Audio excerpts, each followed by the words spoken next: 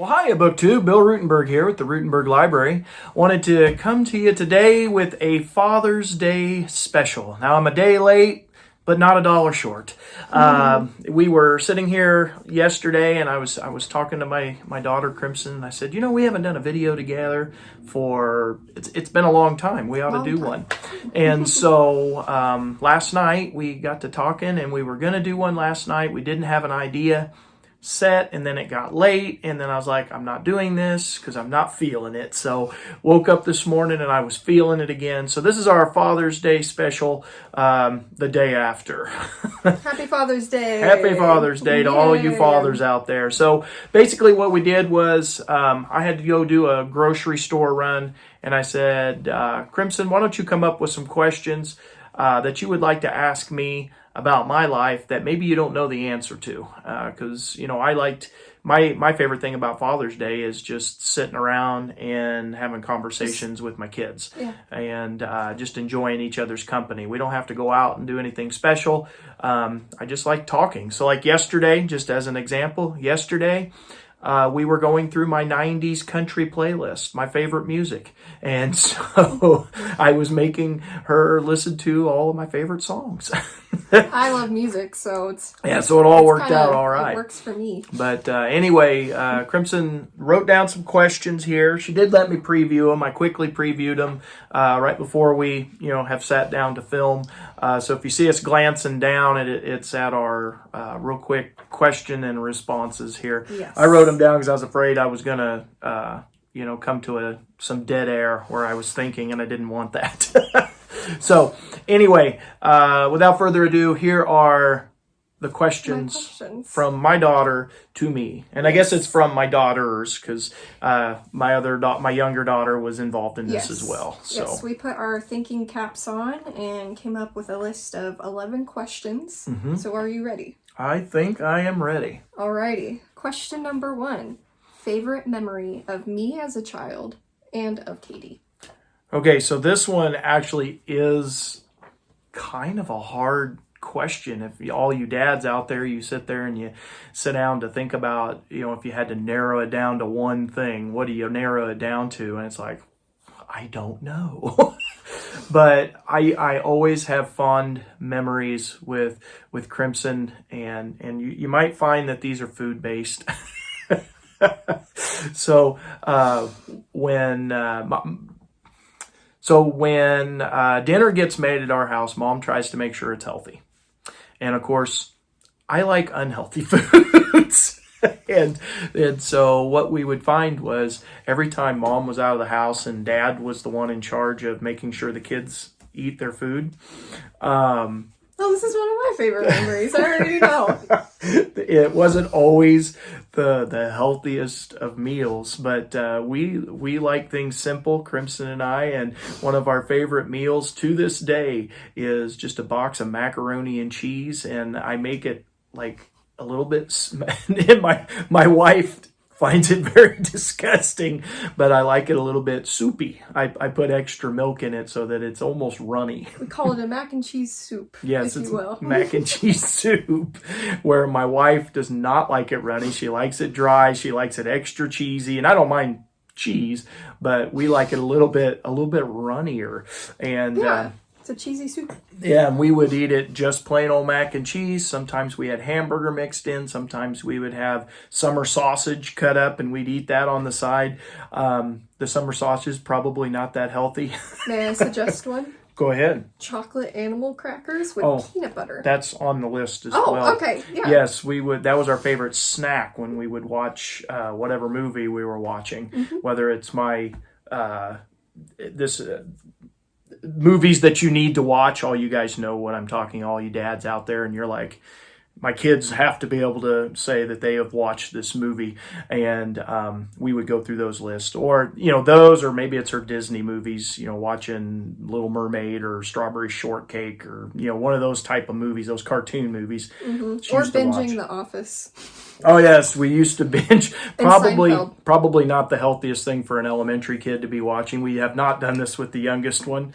I take credit. My humor Yes. My humor, though, Yes, and you also don't comes from The necessarily. Office. But you also see the reason we haven't introduced the youngest one to The Office is she likes to repeat everything she hears. This one never did. You could talk about stuff and it never got repeated. The youngest one repeats, and so we have not introduced her to The Office because we don't think her teachers would share that humor. I give The Office that's my credit for my humor, though. Yeah, those are some of my favorite memories. Those little sitting on the couch eating snacks or our dinner together when it's just me and her, and that's kind of what it's up. The daddy daughter times. And then my other one with her was just going to all of her events. Her music, a lot of them revolve around music and artistic stuff. So whether it's singing, taking her to being, I was her, what do you call the backstage guy? I was the guy that carried the equipment to all the music events. I can't remember. We had a joke about it when she was a kid, and she went to all kinds of venues. We went to county fairs. Roadie?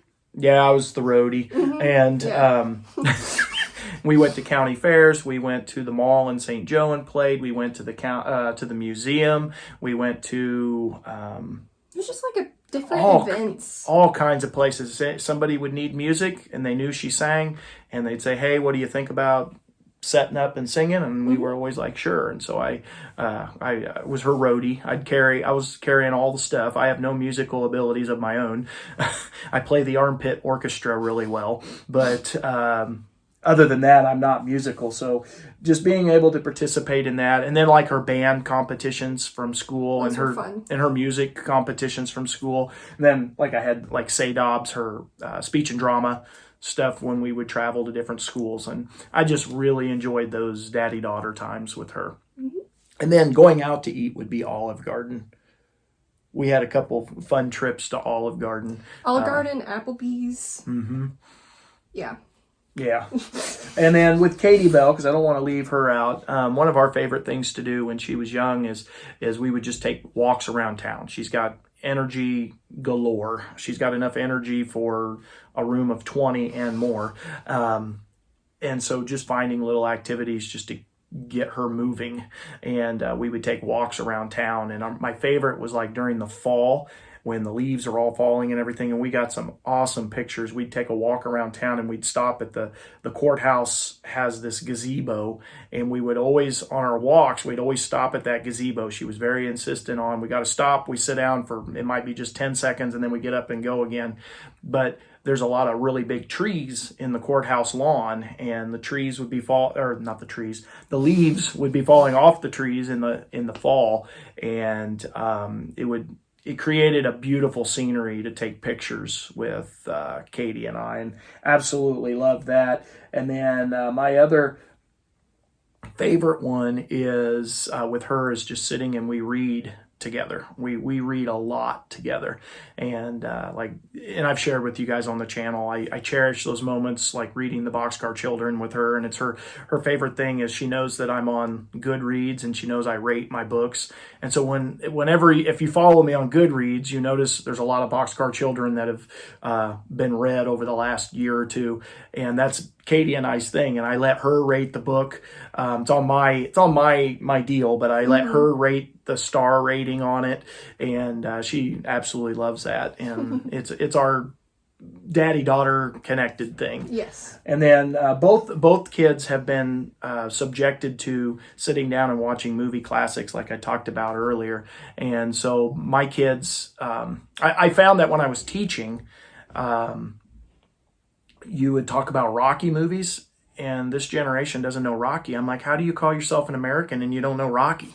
Come on. You've got to be kidding me. What do you mean you've never watched Field of Dreams? What do you mean you... And so my kids have all been subjected to the Rocky movies, and I'm not just talking the first 5. I'm talking all of the ones they made after that. They've been subjected to like Cinderella Man, which is another boxing movie. They've been subjected to, and you can chime in here.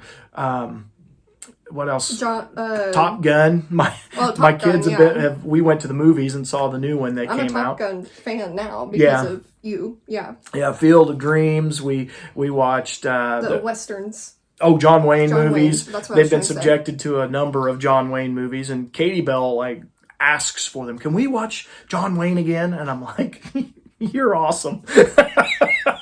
So no other kid asks for that. But those are just some of the fun things that I have really enjoyed doing with my girls. All right, so there's my answer. We got to get moving here because we got lunch around the corner here. All right. Did you ever feel scared or nervous to become a father? So, like, when you found out your mom was pregnant with me, what was going on in your head? I feel like that's kind of a duh. Like, most people should be getting nervous at becoming a parent. But, like, what specifically was happening? Well, with both of my kids, both the girls, I was in the delivery room at the time that they, took their first breath. And I can't describe that feeling. It's love, it's pride, I helped make that. You know what I mean? It's getting me teary-eyed right now. It's an unbelievable feeling when you become a parent, whether it's a father or a mother. Does the fear almost go away as soon as the moment happens? The fear goes away. For me, the fear went away at delivery and while we were in the hospital. The fear came back when we had to put the kid in the car seat and take her home. Especially with her, especially the first time. It wasn't so much the second time around because we were older when we had Katie Bell. There's a 14-year gap between our kids. And so we felt like old pros when it came to Katie Bell. We got this. But when we took her home, we were scared to death. I hope I get this right. I hope I don't drop her. In all of the excitement, I can't spike the football here. That won't end very well. Don't do that. But I just had a love and a pride, and yeah, there was that feeling of being scared that I don't want to mess this up. Why are you still crying? And just like every parent goes through that. How do I get this baby to settle down? And I'm fully aware that we're all worried about the mistakes that could have, and there's things that all parents go through. You got to learn how to change those diapers. You got to make sure they're getting fed. You got to make sure that the bare basics. The bare basics. But mine comes, without getting too much into it, but mine comes from just my past, my childhood, and making sure that I fix mistakes that happen to me, making sure that I don't commit the same wrongs. And, like I said, doing this right. I wanted to make sure my child was raised in a good, loving home, and that that both children knew they were loved. And that was accomplished. And so yeah, that's I'll stop there. I'll get weepy-eyed. Before we get all... Yeah, misty-eyed. All right, go ahead. Number 3, what's your biggest advice for me and Katie that you would want us to know? Biggest piece of advice for us. Okay, so I kind of broke this into 3 categories. When you are going through, 4 categories. When you're going through school, so this one's more for Katie Bell right now, is just have fun while you're there. Make friends, have fun, be kind. Be kind to others, and love. Don't be mean. Love one another. Treat others as you want to be treated. That is something that's the advice I would give both of my children. Hopefully I gave that to her when she was coming through elementary. I know anytime we had any issues, I came down kind of hard. If there was a situation where you disagreed with a friend and I was like, no, you're going to be kind to them. You're not going to be mean to them. And she didn't, I'm not saying she had a lot of those situations, but I know it came across as, it comes, any parent deals with this kind of stuff with their kids. But I know I came down kind of hard on her on that situation because I wanted to drive that point home because like when I was a kid, being a foster kid and bouncing from home to home, I was an easy target in some cases. I'd like to think I made friends quick and easy, but at the same time it was hard just because I didn't know if I was going to see those same friends. And one thing I had to learn is I need to be kind to people. And because I wanted people to be kind to me. You have to think of how you want to be remembered. Yeah. In the end. Yeah, and then as a kid, you're not going to think about how you're going to be remembered. Yeah, and then for your career, once you get out of secondary school here, when you go to take your career, make sure it's something you want to do. Don't fixate on money. Money's important, don't get me wrong. You got to have that to survive. I get that. But don't fixate on it. Be willing to take a job that pays less if it makes you happier, because your happiness is your mental, what do I want here? Your mental... Being happy. Yeah. I don't know how else I know to say what it. you mean. Being happy in your job is more important than the money you're making. And I know it's a cliche, but you won't work a day in your life if you like what you do, you know. And I know I just butchered that line, but everybody knows the line I'm talking about. Yeah. I think that's extremely important. Do something that you like doing, and you know, if you can figure out what you like and then figure out how to get paid for it, that's the way to go. And then just adjust your lifestyle according to what your paycheck is, you know, where, you know, we were just talking about yesterday, man, we always wanted to go to Disney. Well, we did want to go to Disney, but we realized that wasn't in the cards. And so we went to Adventureland instead, you know, one of the amusement parks. Fun. It was just as fun. We've never been to Disney, so we don't know. I can't say that. But we had fun at Adventureland. It is what you make it. And so, you know, just adjust your lifestyle to what your paycheck is. But do something that makes you happy. Yeah. And let's see. Oh, when you go to get married. And so my daughter's, you know, and she's got a fiance and they're looking to, you know, tie the knot and go down that path. And my big thing is, make sure you treat each other right, love one another, which is, I mean, just like your other friendships, except for this is a little bit more intimate. This is a it's a lifelong friendship. Make sure you're marrying your friend. Yeah. I've found that is huge. I married my best friend, and I think what helps most is we were really good friends before we even started dating. We were really good buddies before. Yeah, and so all of this happened. And then, like, the advice my parents gave me when I went to get married, and it's a biblical thing. There's a verse in the Bible on this. We actually just saw it yesterday. It's don't go to bed angry. You know, I'm paraphrasing here, but don't go to bed angry. Deal with your problems. Like if you're heading to bed, deal with your problems before you go to sleep, because all that's going to happen is you're not going to wake up and everything's fine. It's just going to fester under the surface, and it's pent up stuff that just gets worse for no reason, and it just because you didn't deal with it. And so that's one big piece of advice my parents gave me, and I would pass on to my child and her fiance is don't go to bed angry. You know, deal with your issues, hash them out before you go to sleep.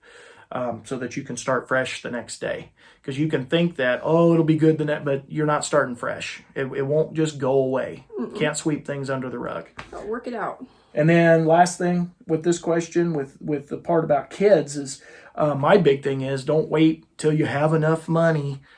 Here's a clue in, people. You're never going to have enough money. That's just the plain, simple truth. You're never going to have enough money. Have those kids while you're young, while you're able to enjoy them. And I mean physically able to enjoy them, while you can run around with them, while you have the energy to do it. That is, you know, as you get older, you don't have the energy you had when you were younger. And I know I had physically more energy with her than I do with Katie. And I feel bad about that, because, you know, there's some running around. I physically can't do some of the stuff I did with her with Katie. I want to, but I can't. And so have them young while you have the energy. And don't worry about money. You're never going to have enough. It's not going to happen. So that's all the advice I'll give you. You go ahead and next. Yeah. All right. What book influenced and shaped your life the most? So an obvious one is the Bible. Man of Faith, that's obviously one that influences my life. But if we're talking books that are not faith-based books, I would have to say, when I was a kid, The Ugly Duckling. And I had 2 copies of it, and I still have them to this day from when I was younger than my youngest daughter here, younger than Katie Bell. They're from like when I was like 6 years old, and I still have them to this day. The Ugly Duckling, the story of it's basically don't judge a book by its cover, and it's what's on the inside that counts, and people can blossom into a beautiful flower, so to speak, later in life. You don't judge them early on, and give them a chance. There's actually a lot of little lessons in that book that are absolutely wonderful. But that would probably be one that influenced me. And then, I mentioned those Boxcar Children. I made a connection with those when I was a kid, and I have been extremely lucky that both of my girls have allowed me to sit down and read some of those with them. And I can't remember how many. We probably didn't read nearly as many as Katie Bell and I have. I think we were more Little House on the Prairie series than and they're Boxcar. They're just we good. did read them though. Yeah, they're just good, wholesome stories. They are. And those have influenced me, just the ideas of what family's all about, the love, and, this same guideline as some of these other questions. Yeah. So. Good answer.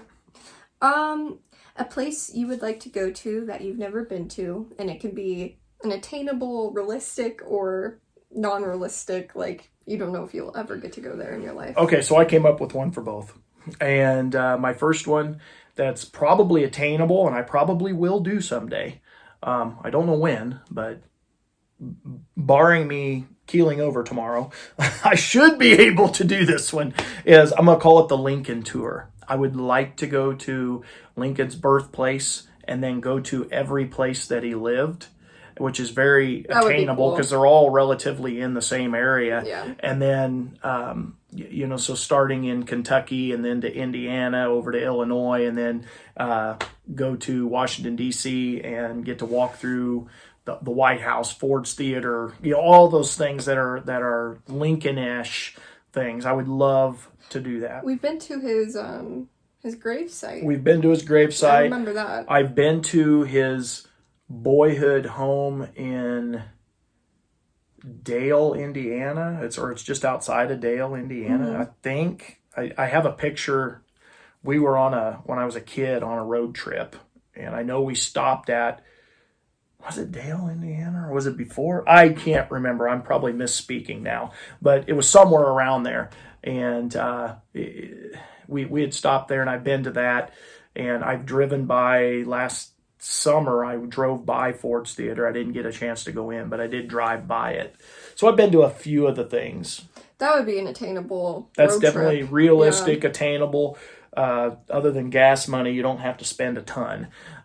What's your... My next one is going to be, I'm going to call it the Wonders of the World Tour. Oh, it's more of a bucket list, I guess. I know what you're talking about.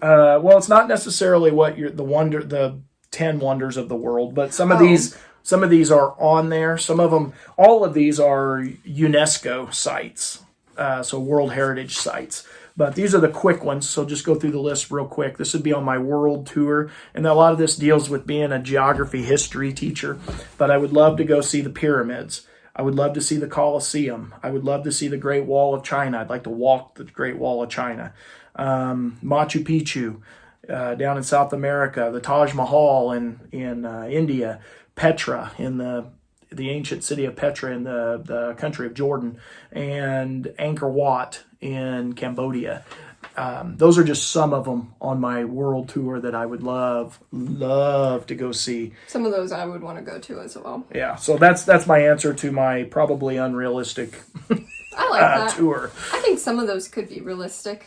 Yeah, probably not all at the same time though. Not at the same time, but I think you could. What's neat is your great grandpa actually went to most of these. The majority of these through his years. He did travel tours for, I don't want to say for the elderly. It was aimed at the older population, and they would do travel tours to all these places. And he's got all the pictures and little souvenir items that he bought. I've got some of the souvenirs that he got over the years, and he gave them to me before he passed away. And he's like Machu Picchu, the Great Wall. So he's been to the pyramids. So he went to a few of these. So it's kind of neat. They traveled all over the place. Yeah, they did. Okay. Who was your role model when you were my age? So you're 22. Yep. My role models at that time. So at 22, I was finishing up college, I believe, if I got my time frame correct. It's finishing up college. And so my role model probably would have been Dr. Griert. He was a American history teacher at Missouri Western State College. Now it's Missouri Western State University, but it was a college when I went there. But he was my colonial history professor, and he did some other history of did we do Latin America? I can't remember. I took a series of classes with him, but he did American history stuff, and I absolutely adored that guy. He was a good guy, fun teacher. Some of the ways that he presented stuff, I really enjoyed that, and I've taken a lot of that and brought it to my own classroom. And also with let's see. Okay, I'll just stick with Dr. Griert. And then just in general around the world, maybe somebody that I found to be a role model that I didn't personally know, but Pope John Paul II. And he passed away. It's either my first or second year of teaching. It was I taught a current events class, and it was one of our topics that came up in our, what was it, Newsweek or World News. We ordered one of those magazines that came in every week, and we'd base our current events on those magazine articles, and that was one of the big articles. And we got to watch the, how they come up with a new pope and all of that kind of stuff. But the reason I found him to be a role model was, he had a whole lot of health issues at the end of his life, and I really found a lot of respect for how he lived his life to the end, and how he stuck true to his faith, and how he was still trying to help others clear to the end. And he was in a ton of pain through some of the health issues that he was suffering, and there was a bunch of them. He chose to put others first. And he chose to put others first, and I just found that to be awesome way, inspiring, awesome way to live your life. And so it is. Yeah. All right. Good answers so far. We are on number 7. Okay. Biggest accomplishment in your life, besides your family. Biggest accomplishment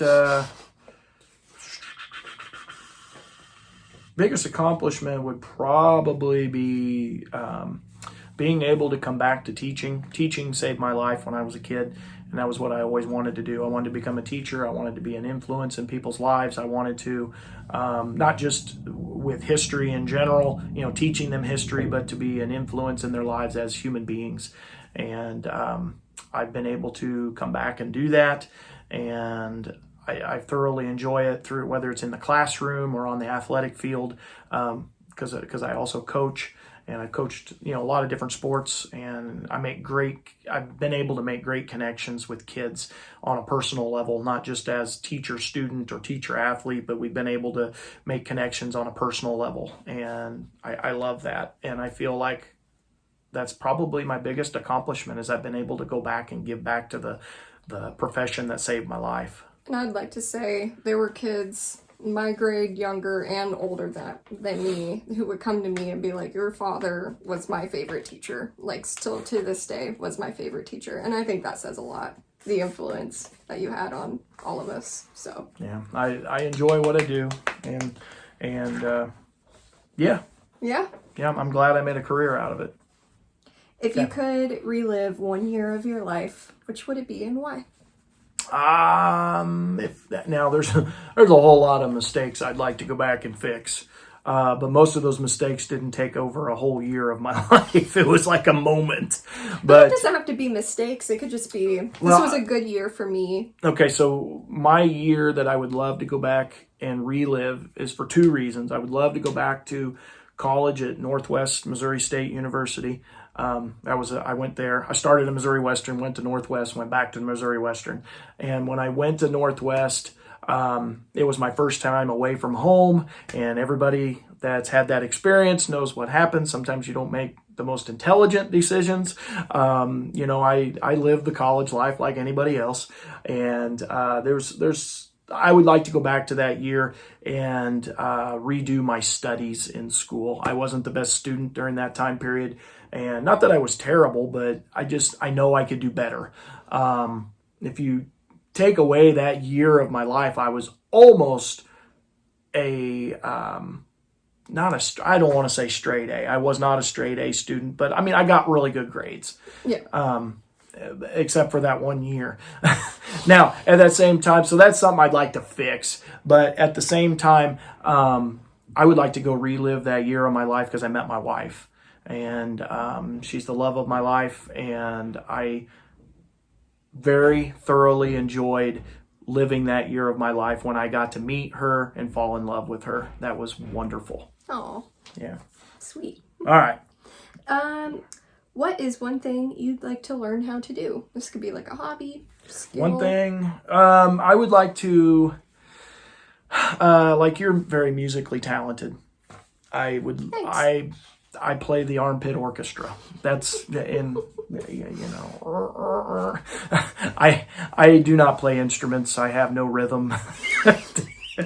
They like to laugh at me. Laughing with you. Music, not at you. It's when you're in church, you give a joyful shout. I'm joyful and I'm having fun doing it, but I'm sure the people next to me might not be having as much fun because they have to listen to me. But I would like to become more musically talented, whether it's instruments, singing, whatever. And then I would like to, the other thing I was thinking about is mechanics. I'm terrible with motors. My biological father was really good. My father-in-law is really good. My brother-in-law is really good. Everybody around me every male around me is really good with mechanical stuff except me. And I think it's probably because I put a wall up because of my biological father and, just childhood and everything. I think I put probably a wall up and I feel like it's something you got to have a passion for a little bit. You know what I mean? Yeah. And if you don't have the passion for it, which I don't. You're not going to want to learn. I would like to have that knowledge, but I don't have it. I'm in the same boat. Yeah, I didn't pass anything on to her. I don't know. All right, just a couple questions left. My Yes. wife is telling us it's time for lunch, so we'll Okay. try to wrap this up. 2 questions, a little bit on the sillier side. Dumbest thing that you have done with your friends growing up? Let's see. Dumbest thing that we did was probably our senior prank. Elaborate. Okay, gotta elaborate. So, maybe I should just plead the fifth. Okay, so real fast. No. All right, so there's the dumbest thing we did during school. All right, last question. Last question. So if your life had a laugh track, what moment would be playing the most? What's the most, funny moment of your life? I don't know if this is... Okay, so I don't know if this is the funniest moment, but my coworkers seem to think it's pretty darn funny. I am somebody who tries... Okay, I can get fired up about things. Really? I can get fired up about things, and but I try really hard to keep my temper in check because I got to practice what I preach. That's so we've had a couple of instances, not very many, but a couple of instances in my coaching career where I may have gotten teed up or and every other coach finds it to be absolutely hilarious because I'm not the guy it usually happens to. I'm not the one that loses my cool. Not that guy. I usually take a deep breath and walk off. I'll walk down the sideline or down the sideline of the court or the football field, whatever. But I have had a couple of instances in basketball where I got into it with a referee who was, in my opinion, not making great calls. And I will not name the school because the same school, same issue happened in football at the same school. This was a reoccurring it happened thing for this school. Was it last year or the year before? I think it was last year. Yeah, it was last year. And of course, the middle school will play, and then the JV comes and plays after us. And the coaches for the JV, after the game, they're all just laughing at me because I lost my temper and blew it. And I got called and flagged, and it was for something I literally did not do. I don't know what school you're from, but we don't talk to referees that way. And I'm like, what did I say? I literally said nothing. And he turned around and just unloaded on me and blew up at me. And I literally had said nothing. I was cheering my kid on. I said something to my kid, and it wasn't anything. It was a positive comment. Nothing and he turned around and unloaded on me. And it was embarrassing because I hadn't said anything for it to happen. Like someone was having a bad day. Well, I responded loud and for the next 5 minutes. And then halftime came, and my team goes down to the end of the field to group up and talk about adjustments at half. I stupidly went out to midfield where the head judge or head referee was, and I let him know how I felt and how I would like to know how that was even done. And anyway, I lost it. And usually when I get to that point, it's not real pretty. So I don't know if it's a funny moment for me, but for everyone else, everybody else thought it was pretty darn funny. That's fair. Yeah. That's fair. So, well, those are my answers to your questions. Well, I'd say those were pretty good answers. Thank you for participating and inviting me on. Yeah, and so we could probably even make a Father's Day kind of tag out of this, but you come up with your own questions. Have your kids ask you questions on stuff they might not know the answer to. Have fun with it, BookTube or YouTube. This one could go out to anybody, but it's always just good to get with your kids and talk about stuff, especially when they're older and they understand things a little bit more. So thank you for watching. Thank you for sitting here for 40 minutes with us. I hope you had a good time. And until next time, happy reading.